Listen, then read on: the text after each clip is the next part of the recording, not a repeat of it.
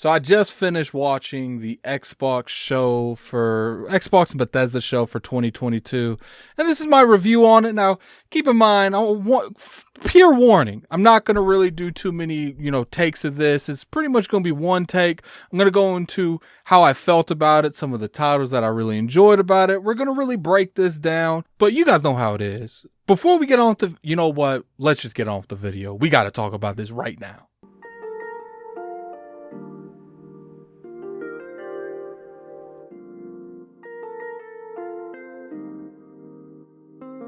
What's going on, you guys? Gaming Ad here, coming at you with another video. You guys know how it is, man. I'm going to review the Xbox and Bethesda show 2022. I went into this with, I wouldn't say like huge hype, but I did have expectations that I kind of felt weren't met. Now let's go over the couple of the games that I felt is really worthy of bringing up. Some of the games that I feel like you guys would know. Redfall came here, and I actually feel like Redfall was one of the best showings that this event had to offer. And this is coming from someone that didn't know exactly what to expect from Redfall. But what they showed on Redfall at this event, I was really excited for. It looked good. Now, I don't know if I'm going to play a lot of this game, but when I saw this game, I was like, you know what? This game looks a lot better than I was, in the back of my head giving it credit for how it was going to look. And then we got Hollow Knight, the Silk Song. Now, I don't know too much about the Hollow Knight franchise, but this game looked really good. I'm really excited for this. Then, later on in the show, they actually showed a Plague Tale, the sequel that's coming to Game Pass. That actually looks really good. Now, I don't really have a lot of knowledge in the first one. I kind of tried to pick it up a couple times and ended up dropping it multiple times. But what I saw, it was a beautiful game. Looks like the gameplay was a lot more immersion than I saw in the first one. I'm really excited to maybe go back and play the first one and then play this one in general. Then we got Forza Motorsport. You guys know, if you've been following the channel for a while, I'm not a huge fan of these type of games, these racing type of games, especially simulators. I might try to play something like Forza Horizon, but when it comes to simulators, you're gonna kind of miss me on that. Then they had Flight Simulator expansion, and they had it with some kind of Halo crossover. Now look, I'm not the biggest fan of these kind of simulation games, especially Flight Simulator, because I'm not really trying to learn anything or kind of immerse myself into flying in general. But I will say the Halo crossover, and it looked like you can do a little bit in space. I don't know to what degree you can do in space, but it did look like they were going above and beyond for you in that form. Now Overwatch 2 was here. Now the Activision deal isn't complete, so we'll come back to Overwatch because there's a couple things I want to bring up later. So we'll come back to that. Then we had Elder Scrolls Online, Fallout 76, and Forza Horizon 5 DLC. Now, it did look like they were bringing back Hot Wheels, which a lot of people really enjoyed the Hot Wheel thing. So it's interesting because I enjoyed the Hot Wheel more than I enjoyed the Lego. So I kind of glad that they went for that direction instead of something else. Then I'll go ahead and read off a few of these. Now, clearly there was Ark 2's on here, Scorn was here, Flintlock, which now this game looked pretty interesting. It did get leaked a few days ago, and when they got leaked, they kind of threw out the words turn-based out there. So I kind of felt like this was going to be different gameplay. Now, looking at this, it didn't look true turn-based, but it is interesting. I'm going to go back. Hopefully they'll have gameplay in the Tuesday show so we can see a little bit more on that type of title in general. Then they had the Josh Sawyer game from Obsidian.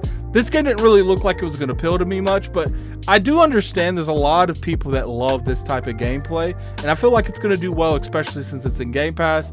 Then we had the Grounded, pretty much releasing full version.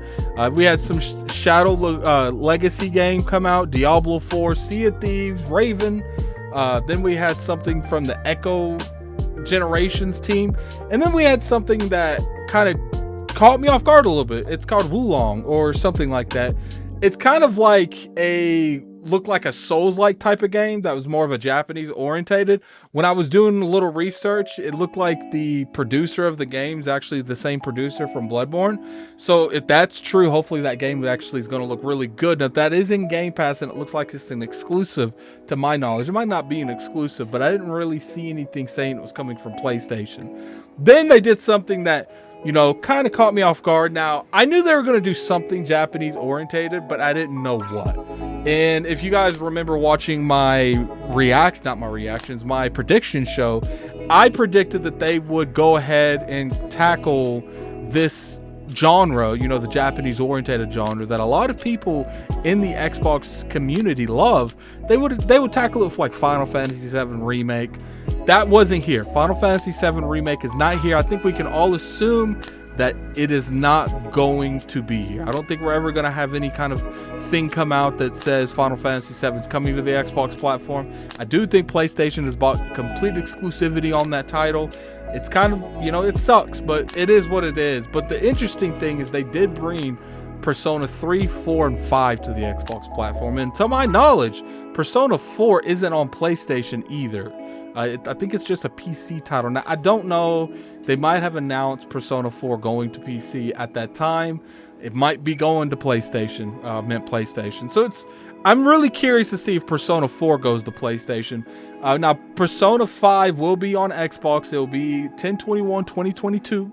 That's really good. Now, I don't think that that's enough to satisfy that Japanese JRPG itch, but I will say that that is very good because that shows that they are working on it. Now, when it comes to Japanese JRPGs, Persona 5 is one of the key factors that, you know, it's kind of been a thorn in Microsoft's side for a while. Xbox has not been able to get any of these Persona games really, besides like Persona Arena on the platform. So it's nice to know that they're getting 3, 4, and 5.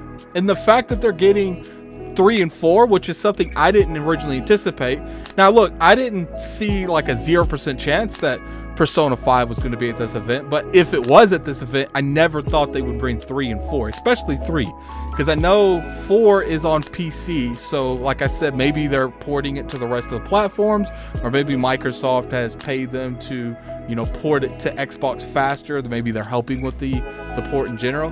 Then they had Kojima show up on stage and pretty much say he's working on a game with Xbox. It's going to be cloud computing versions. I don't know if that means it's going to be heavenly cloud or if there's like a hardware version of it. I don't know exactly how all that works.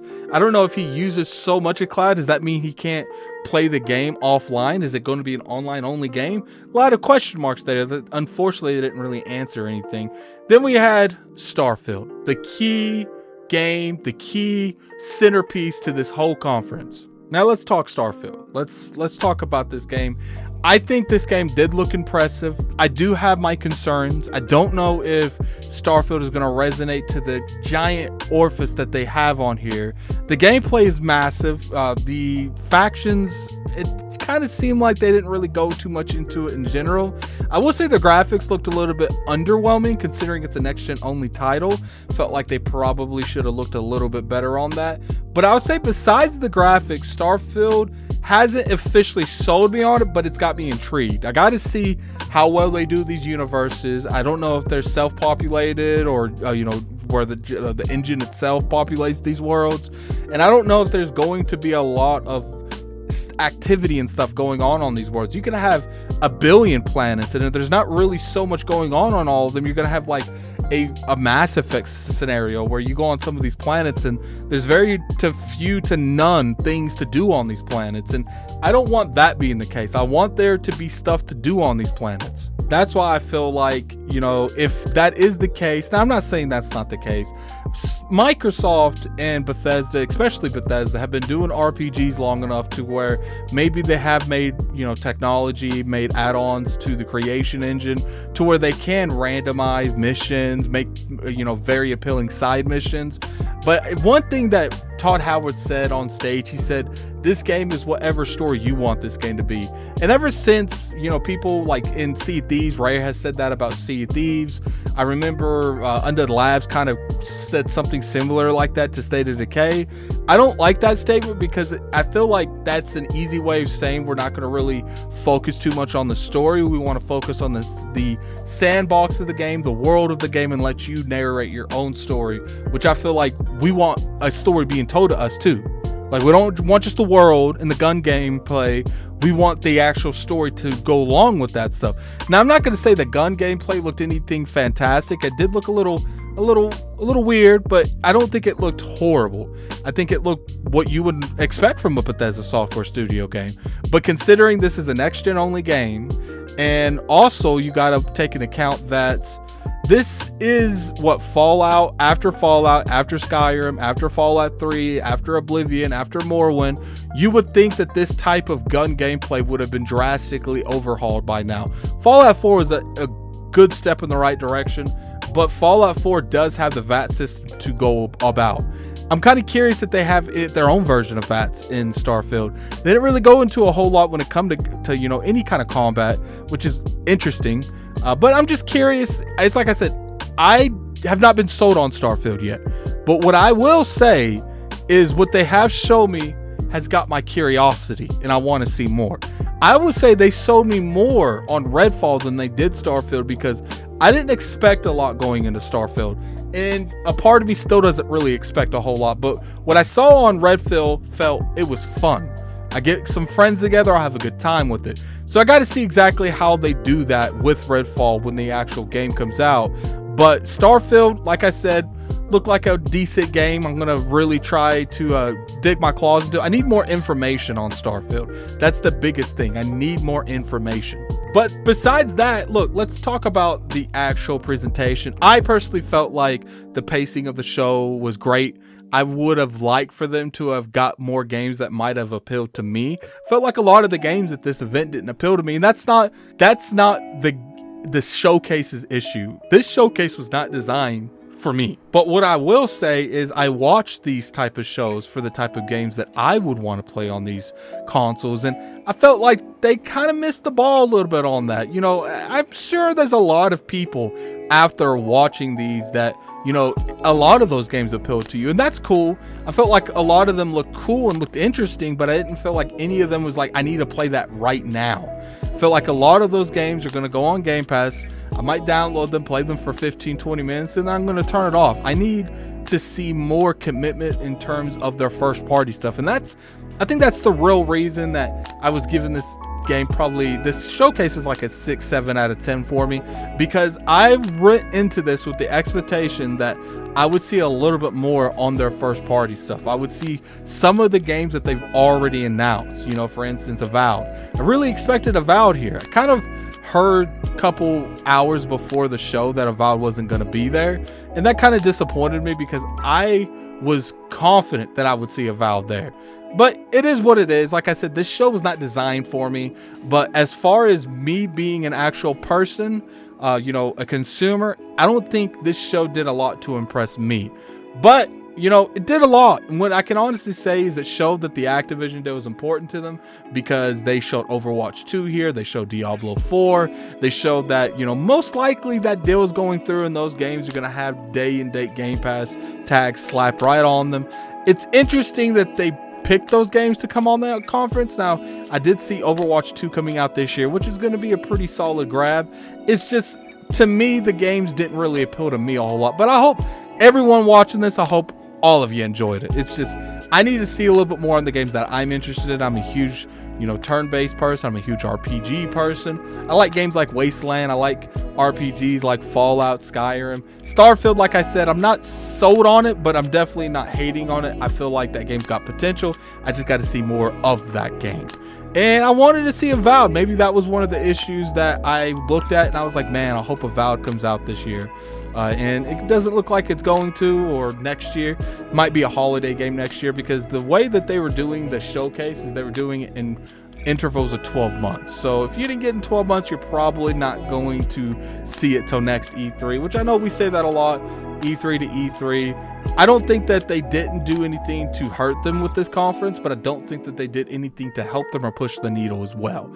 But anyway, that's pretty much my overall perspective on the review. Like I said, I don't think it was a bad show. I think it was a pretty decent show, pretty good show with great pacing. Just a lot of the games that they chose to put in the conference didn't really appeal to me, but put in the comment section below, was it a good show for you? Put a 1 to a 10, and I'm kind of curious to hear you guys, what was your favorite announcement on the show. But until next time, this is Gaming Addict. I'm out of here. Peace.